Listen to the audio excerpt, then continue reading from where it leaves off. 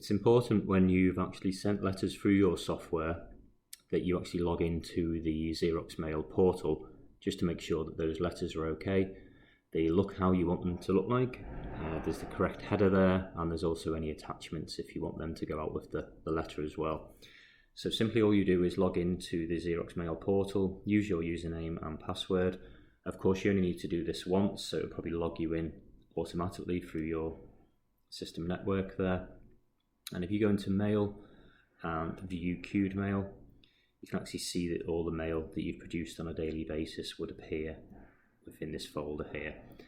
I've got a countdown clock set till 6 o'clock, so I can send anything through the system right up until 6 o'clock before everything's been released. So you've got right up until that time to check items that you sent through on a daily basis there. You might have a different time to that, but of course you know on the right hand side there how long you've got to actually check those letters there.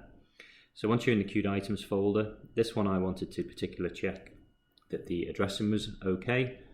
So on the left hand side there, checking that the addressing is okay.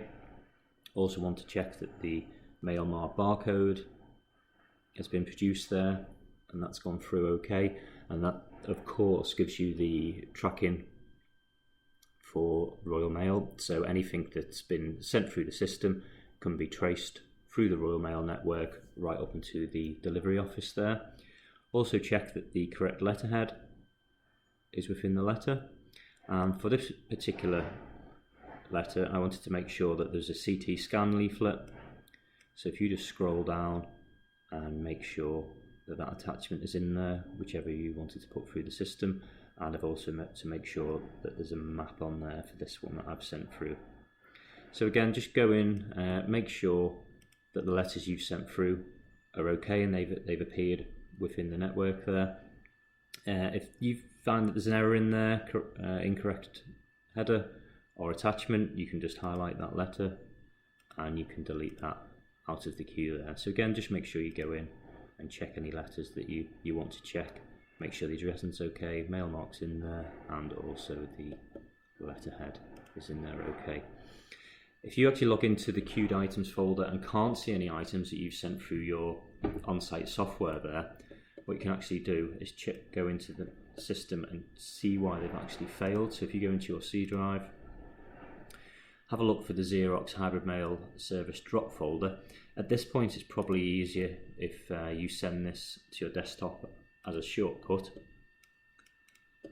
but you know where to find it if you don't want to create that shortcut there. And if you click into the folder, so if you click into Done, you can actually see that there's a letter mail merge that I've produced today in the system that's been processed successfully there.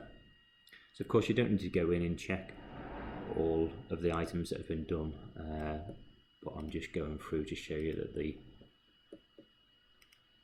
option is there if you do need it. So more importantly, if there are items that have gone through that have failed, if you click into your failed log, you can actually see that these are the letters that I put through on purpose to fail, so you can just show them as an example. So if I click into one of those letters, what you can do is straight away view that letter that's gone through, and also straight away you can see why that's actually failed. So there's only half a postcode there, incorrect postcode, and so that wouldn't go through the software and that will be failed. So if you go into your failed folder, you can see why that's been failed automatically in the system there.